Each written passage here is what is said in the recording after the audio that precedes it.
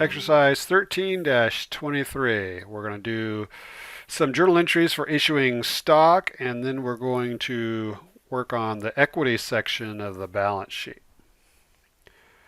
So, the charter for ASP TV Incorporated authorizes the company to issue 100,000 shares of $5 no par preferred stock and 500,000 shares of common stock with a $1 par value. During its startup phase, now this part is key, during its startup phase. So this is the first accounting period that this company has ever existed. The company completed the following transactions. Now you can open up the transactions here, and it does have some extra information here, but we don't need that right now. So for now we can close this because the same information is copied right here. So our first requirement, record the transactions in the general journal. So here's our first transaction. September 6th, we issued 550 shares of common stock to the promoters who organize the corporation, and we received cash of $16,500. So cash is going up,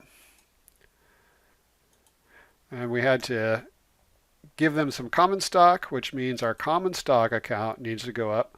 Common stock $1 par value, and we get the $1 par value from right up here. And because the common stock is an equity and we're issuing more equity, the equity has to go up, which means it's going to be a credit account. And to do that calculation, you have to take the number of shares issued times the par value.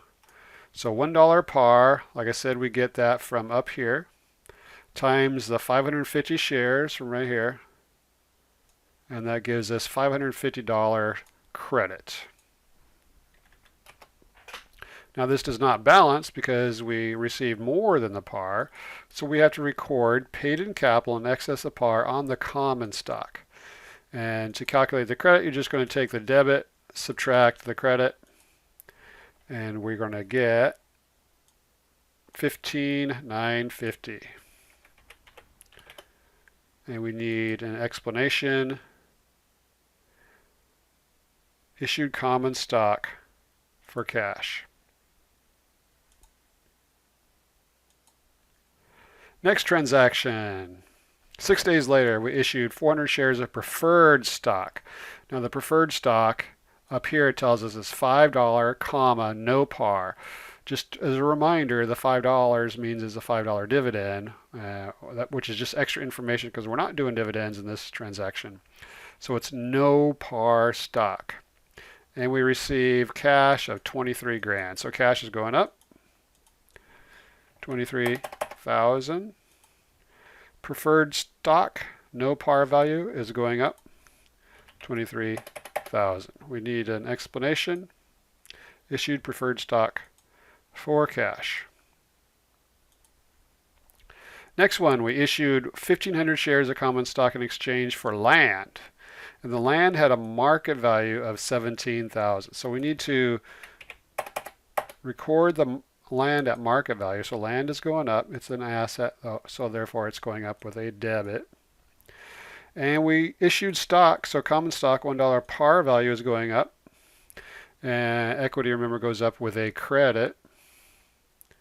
And the way we calculate that is the par value times the number of shares.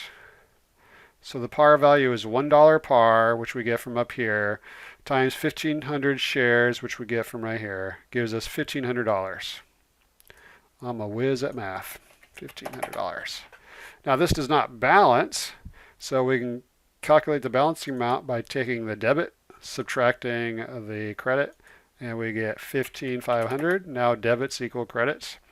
And that account is the excess and par for the common. So paid in capital and excess of par, common. And we issued common stock for land.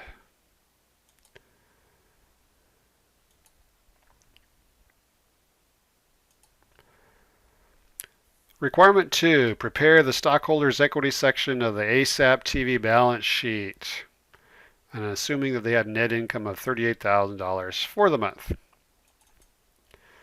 So again, this is just the stockholders' equity section of the balance sheet. This is just a partial balance sheet. So let's review what goes on the balance sheet in the equity section. So we have the label paid in capital, and then we list the paid in capital account. So we start with preferred stock, and we list the percent if it has any, the par value, the 2,000 or the number of shares authorized and issued. And then we list the paid in capital in excess of par on the preferred stock if there is any. Then we list the common stock, the par value, shares authorized and issued, and then the paid in capital in excess of par. We total those up. That gives us total paid in capital. And then we have retained earnings. Now remember, retained earnings is past profits, not yet paid out in the form of dividends. And then we add that up, all those up, and we get total stockholders' equity.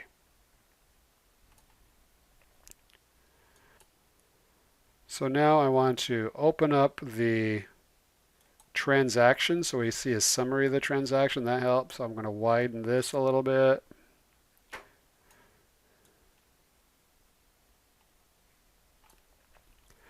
And as a reminder, we're going to start with preferred stock. So the preferred stock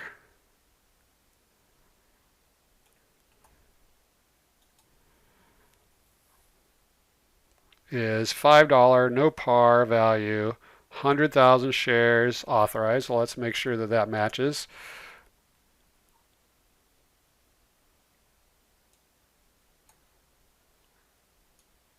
Right up here it says 100,000 shares, $5 no par preferred stock. Then on the next, what we have to list is the number of shares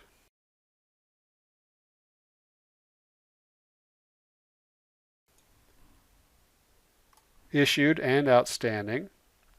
So the number of shares that we issued for preferred is just 400. 400 shares issued and outstanding.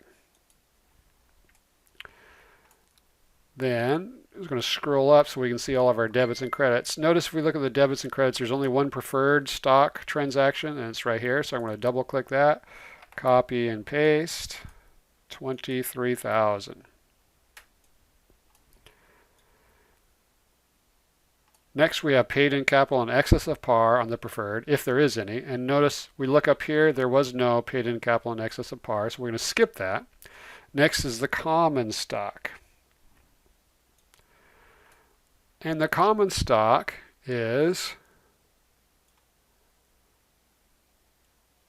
$1 par. And there's 500,000 shares of common. That's authorized. So let's see what we have for common stock. We've got common stock right here. Common stock, $1 par, 500,000 shares authorized, and that matches the data up here. I should say right there. And next, we have to say the number of shares issued. So to calculate that, we can look up here. We had on September 6th, we issued 550 shares, and then we issued 1,500 shares. So we add that up, and that gives us 2,050 shares issued and outstanding. And then for the dollar amount, which would go here, we just scroll up here, we add 550 for the common stock, and then 1,500 for the common stock. So that gives us that 2050, sorry, 2050. And since it's $1 par, we could have just taken the 2,050 shares and multiplied it by 1. Next on our list, we have our paid in capital in excess of par. Oops.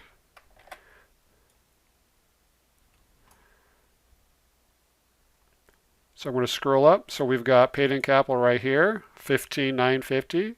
Scroll down, we got paid in capital in excess of par on the common again for 15,500. We add those two up, so 15,950 plus 15,500, and we get 31,450. And this is paid in capital in excess of par on the common stock.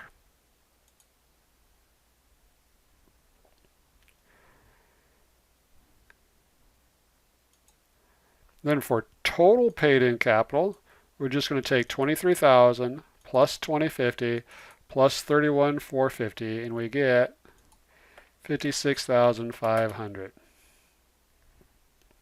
And then the last entry, just as a reminder, is retained earnings.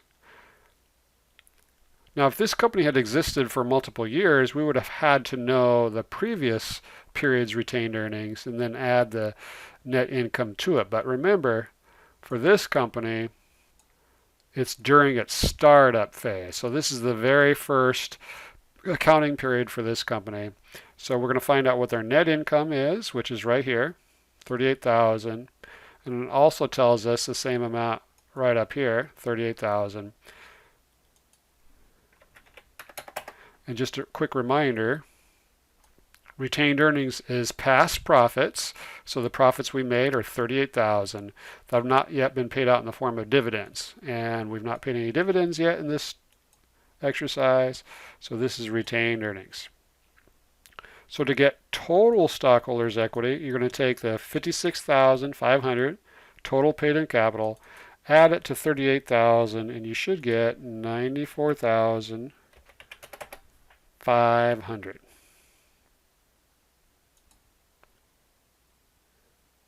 And that's it.